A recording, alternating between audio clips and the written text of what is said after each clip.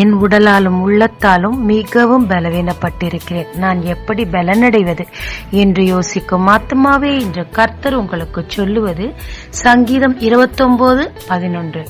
கர்த்தர் தமது ஜனத்திற்கு பலன் கொடுப்பார். யுத்தத்தில் ஜெயம் பெற்று பலவீனமடைந்த யோனத்தான் ஒரு தேனடையிலிருந்து ஒரு துளி தேனை சாப்பிட்ட போது கண்கள் தெளிந்து பலனடைந்தார். கர்த்தருக்குள் பலன் கொள்ளுகிற மனுஷன் பாக்கியவான்.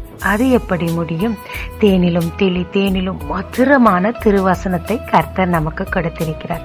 அதை வாசித்து விசுவாசத்தை அதன் ஆலோசனையின்படி நடக்கும் போது அவருக்குள்ளாக எளிதில் நம்மால் பலனடைய முடியும். ஜெபிக்கலாமாங்க.